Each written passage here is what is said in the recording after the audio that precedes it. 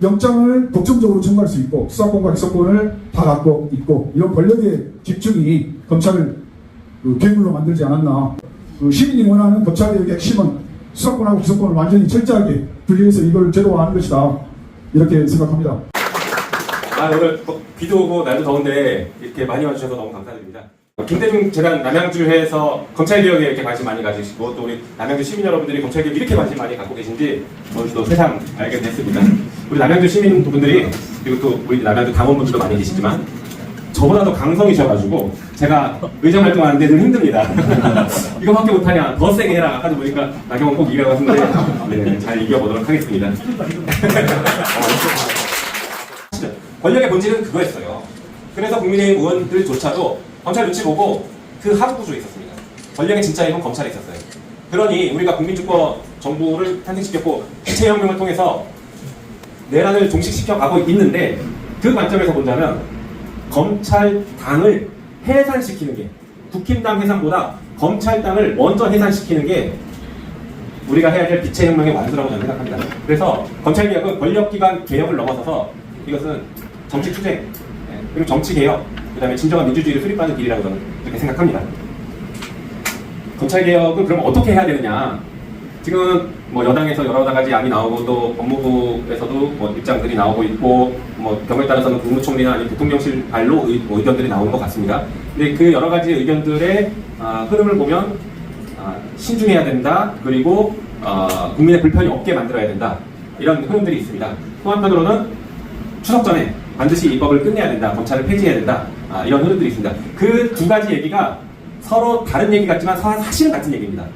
처음에 검찰개혁의 로드맵을 짰던 제 입장에서는 그냥 같은 얘기예요. 왜 그러냐면요. 추석 전에는 검찰개혁에 대한 검찰과 관련된 조직을 확정 짓는 겁니다. 다시 말해서 검찰청을 폐지하고 수사권과 기소권을 분리시키는 조직을 만드는 것. 이 1단계가 추석 전에 완료하면 됩니다.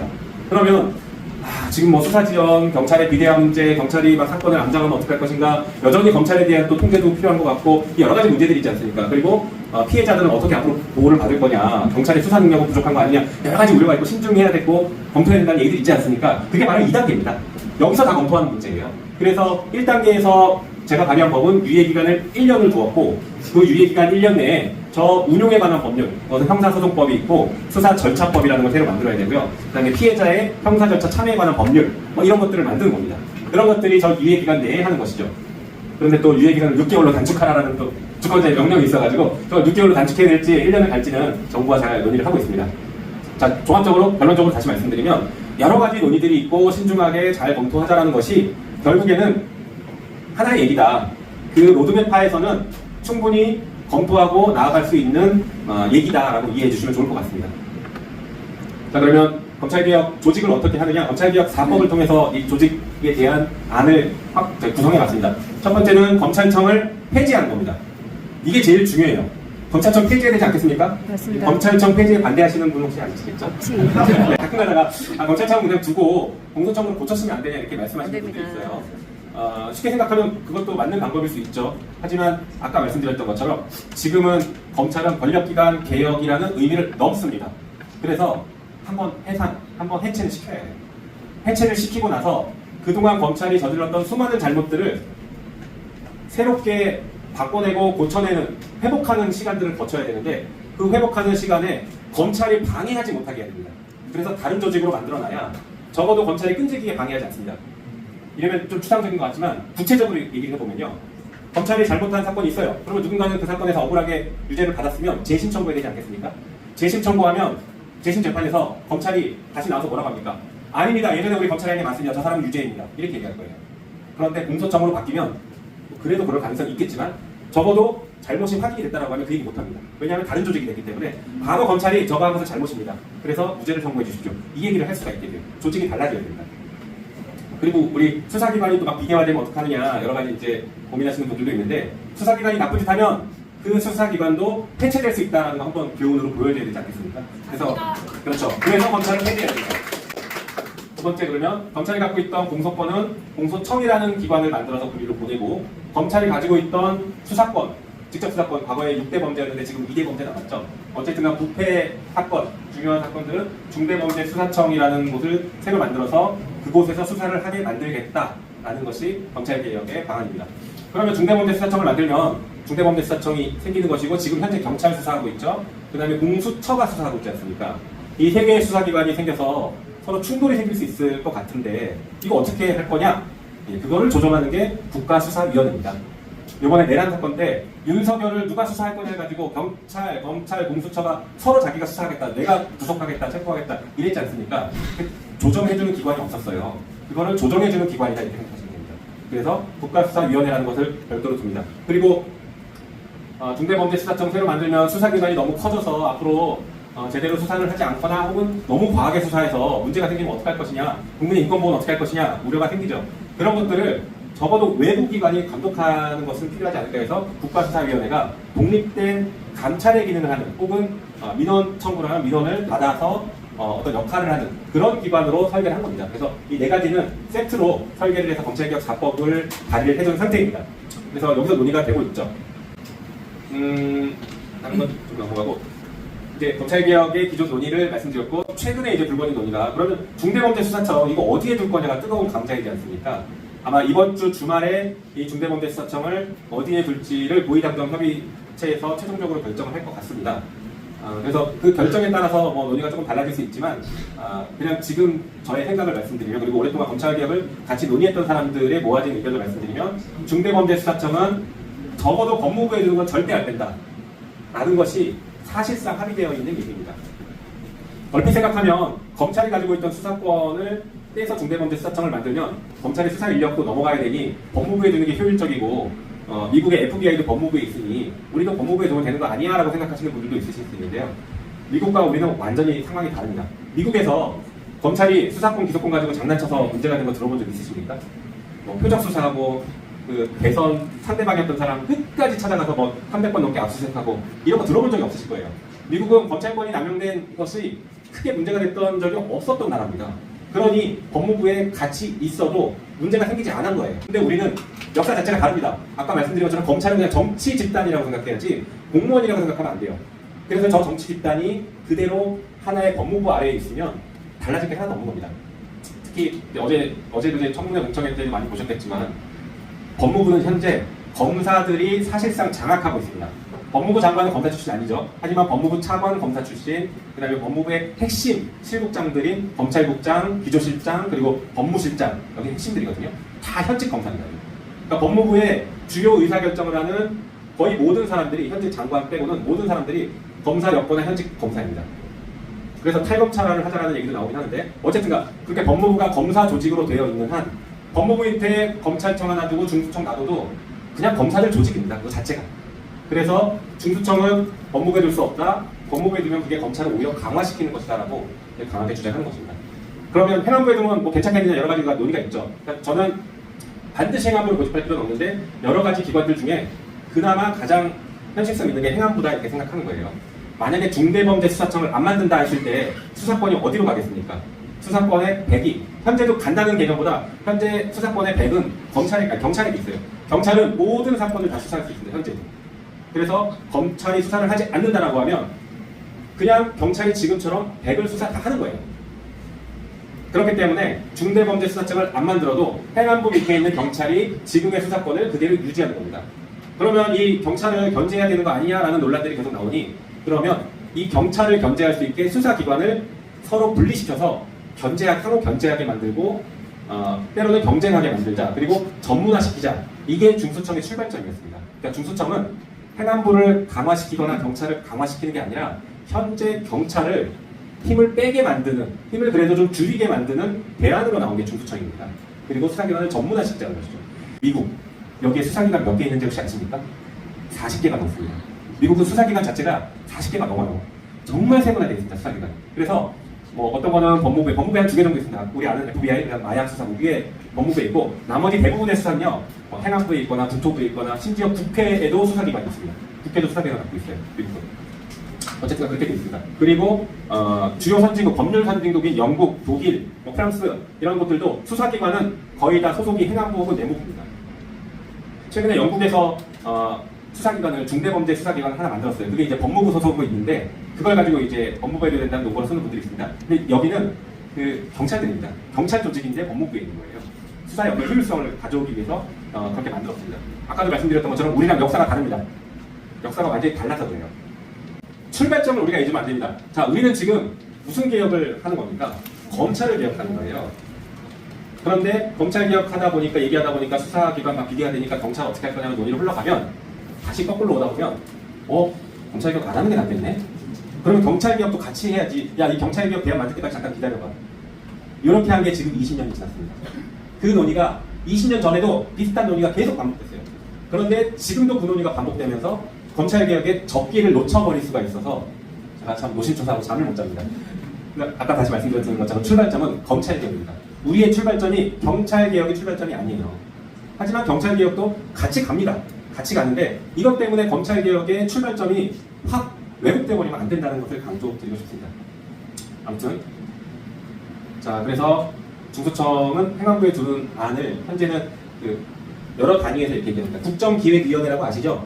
그 이재명 정부의 그 인수위 역할을 한 곳인데 국정기획위원회에서도 중수청은 행안부로 보낸다라는 안을 대통령께 건의하고 발표했습니다. 그리고 기존의 검찰개혁 TF 제가 단장으로 있었던 매우 비공개 조직이었습니다. TF 단원이 몇 명인지도 언론에 알려지지 않을 만큼 비공개 조직이었고 매일 만나서 한 달 정도 회의를 했는데 거기에서도 내린 결론은 행안부다라고 결론을 내렸었습니다. 그래서 지금 별도 우리 민주당의 당 특위가 있고 특위에서도 논의를 하고 있고 특위도 아마 행안부 쪽으로 사실상 정리를 하고 있는 것으로 알고 있습니다. 그래서 이건 이번 주말에 내일 정도로 결정될 것 같습니다. 아까 잠깐 말씀드렸던 경찰 비대화를 어떻게 할 거냐에 대한 대안으로 첫 번째가 중대범죄수사청을 만든다. 조직법을 먼저 말씀드리는 겁니다. 중대범죄수사청을 만든다와 그다음에 국가수사위원회라는 걸 두어서 경찰 그리고 수사기관의 비대화 혹은 수사기관의 잘못된 수사 이런 것들을 견제하자는 겁니다. 자, 그러면 수사기관이 잘못하는 것을 견제하자고 할 때는 크게 두 가지 방향이 있습니다. 첫 번째가 수사기관이 폭주하는 겁니다. 우리가 지금 흔히 알고 있는 검찰이 누군가 한 명 딱 찍어서 표적 수사에 가는 과정, 이런 나쁜 짓 하는 것들, 이게 이제 수사기관이 폭주하는 거죠. 막 몰아가는 거. 이것을 어떻게 견제할 것인가? 그리고 또 하나는 검찰이 김건희 봐준 것처럼 앞으로 수사기관이 누군가를 봐주면 어떡할 거냐, 봐주기 수사하면 어떡할 거냐, 이 두 가지 관점에서 어떻게 견제할지를 찾아야 됩니다. 첫 번째, 수사기관이 폭주할 때 이건 생각보다 간단합니다. 생각보다 견제하기가 우리 시스템 잘 만들어져 있고 싶습니다. 검찰이 다 해요. 검사들이 수사기관을 매우 강도 높게 통제합니다. 그리고 심지어 법원까지 이제 영장 발부 때문에 이거는 꼭 우리나라만이 아니라 주요 선진국도 다 이런 식으로 해. 검사가 수사기관을 사실상 견제합니다. 통제 견제합니다. 어떻게 하느냐? 영장 청구권으로 꼼짝 못합니다. 중대범죄수사청이 막 엄청난 수사기관 같죠? 저 중대범죄수사청 만들어서 전국에 쫙 청을 만들었어요. 그런데 저 중대범죄수사청이 만약에 저를 수사한다. 검사가 승인하지 않으면 저한테 압수수색 하나 못합니다. 압수수색 한 건도 못해요. 그 정도로 검사가 지금도 수사기소 분리시켜도 막강한 권한을 갖고 있습니다. 그래서 수사기관이 누군가를 표적을 삼아서 주변 먼지털이하면서 수사에 들어가는 것은 검사가 똑바로만 하면 다 나가립니다. 검사의 영장 청구권과 마지막에 기소권. 기소 안 하면 어떡할 건데요? 그러면 그동안 검찰은 뭐에 문제가 있었냐? 자기가 수사하고 자기가 기소하니까 이 폭주를 제어할 수가 없는 거. 아무도 제어 못했던 거예요. 나중에 법원이 무죄 선고하면 되지 않냐? 맞습니다. 3년 뒤에. 그러니 이미 그 사건이 끝나고 그 사건에 연루된 사람들은 비단 정치인이 아니더라도 일반 국민들이라도 정말 삶은 다 망가져 있는 거죠. 직장 생활도 못합니다. 그 정도 되면.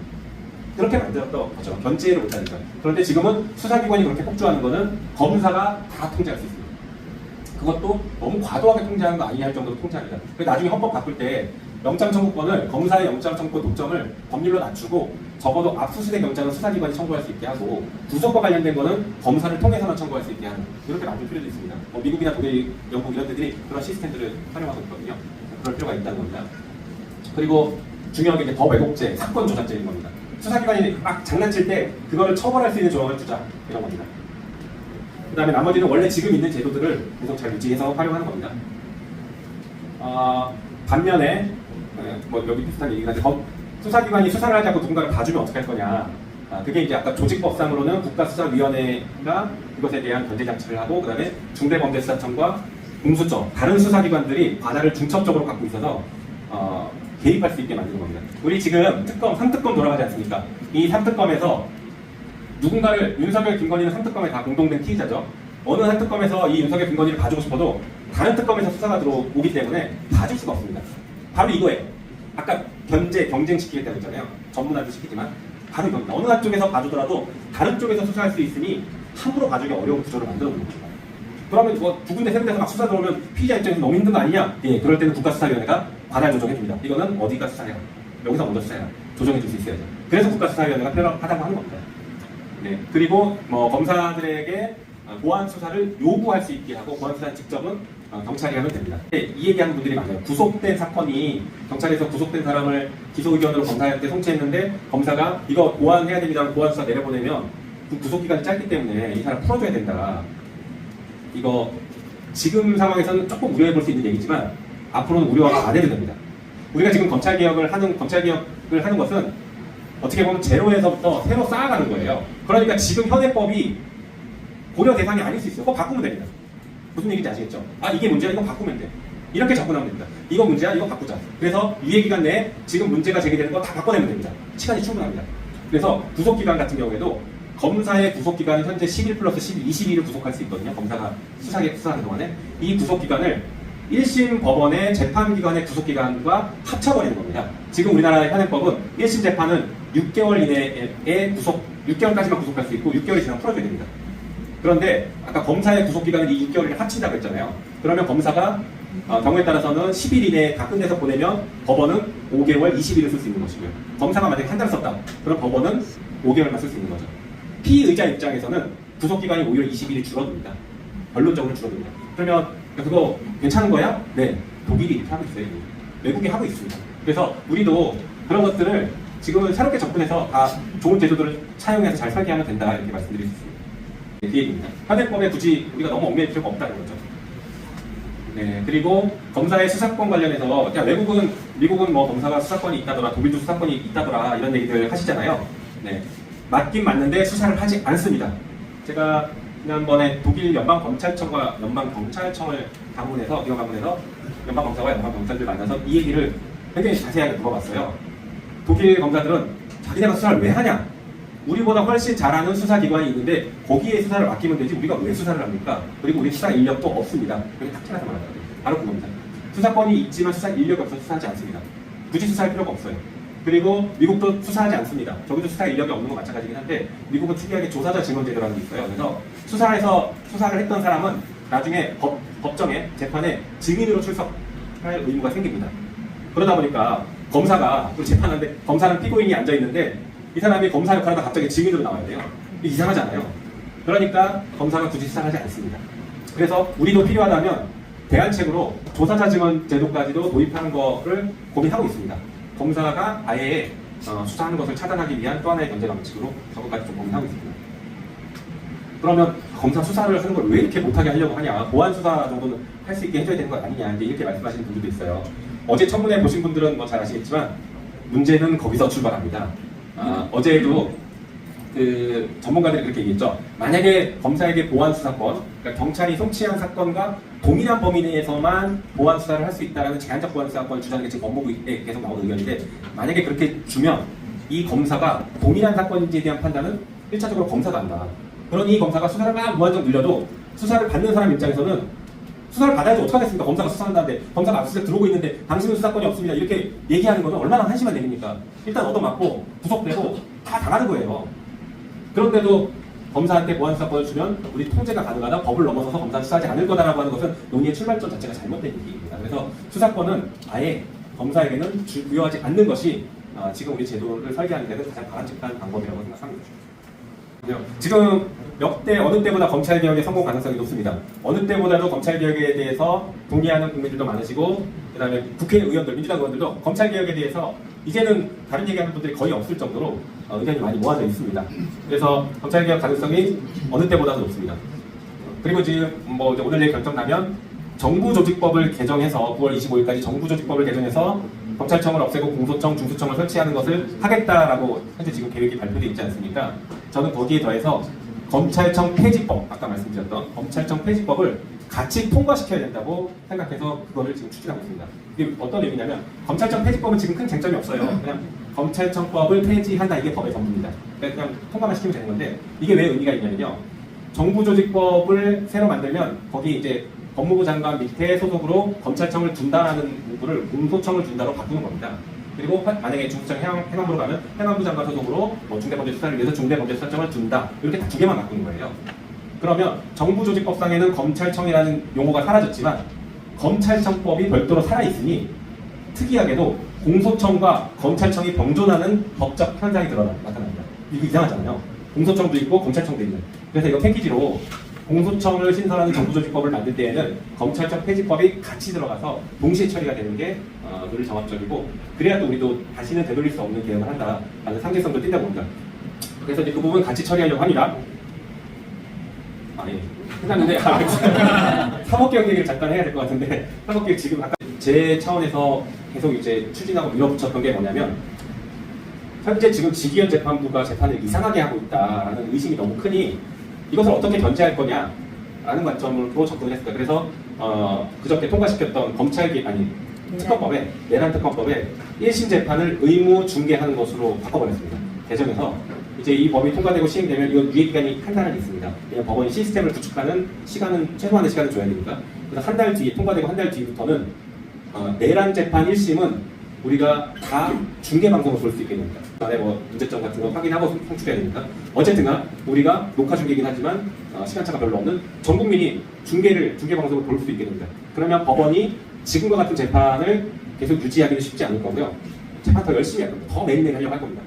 그리고 변호사가 뭐라고 얘기하는지, 그럼 검사는 혹은 특검은 똑바로 공소유지하고 있는지, 증인들은 나와서 무슨 헛소리를 하는 건 아닌지, 재판이 이상하게 흘러가는 건 아닌지를 우리가 직접 감시할 수 있습니다. 그래서 저는 이 법을 전 국민이 국민 참여 재판하는 법이다라고 생각하는 심정으로 만들었습니다.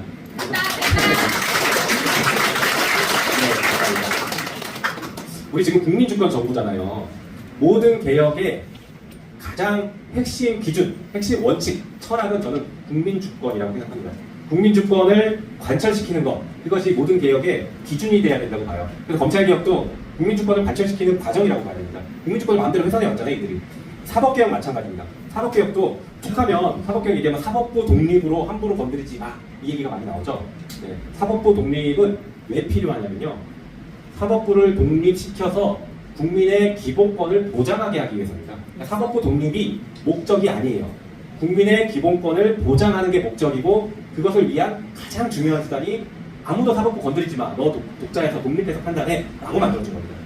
자, 그런데 이 사법부 독립이라는 이유로 국민의 기본권을 침해하면 지난번에 대통령 선거에 개입해서 민주당 후보 가장 위력하는 거죠. 이재명 대통령 후보 자격을 박탈시키려고 쿠데타를 시도했지 않습니까? 이것은 국민주권을 침해하는 것이거든요. 이거는 사법부 보호 영역, 사법부의 독립의 영역을 벗어난 겁니다. 우리의 기본권을 침해했기 때문에.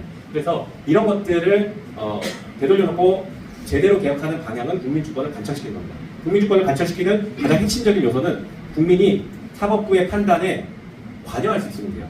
사법부가 열심히 뭐 전문가들이니까 판단한다고 하지만 사법부의 권력을 누가 줬습니까? 국민이 준 거예요. 그러니 재판에도 국민주권자들이 참여할 수 있으면 그러면 그 국민주권이 실현되는 거 아닙니까? 그래서 제일 바람직한 개혁 방향은 국민참여재판이 활성화되는 겁니다. 그런데 법에 여러 가지 제한이 있으니 적어도 내란 재판은 전국민 참여재판으로 한번 해보자라고 해서 제가 중계를 굳이 아주 강력하게 집어넣어버렸습니다. 네. 그거 말고도 대법관수 증언 문제부터 시작해서 사법부 개혁에 여러 가지 과제들이 있는데 그 부분은 정기국회 내에 잘 처리하도록 하겠습니다. 지금 이 검찰개혁이 9월 25일까지 마무리 지어야 되는 최우선 과제라 이걸 정리하고 그 다음에 정부조직법 개정하면 공소청법과 중수청법을 이제 설치를 하는 법을 만들어야 되잖아요. 이게 아마 연말까지는 처리를 해야 되지 않을까라고 우리 정청래 당대표는 생각하시는 것 같더라고요. 그래서 열심히 또 특위와 또 법사위가 같이 힘을 모아서 이 두 법을 만들어내는 작업들을 연말까지 쭉 이어갈 것 같습니다. 그리고 그 중간에 사법개혁 과제들도 법사위에서 잘 처리하도록 하겠습니다. 감사합니다.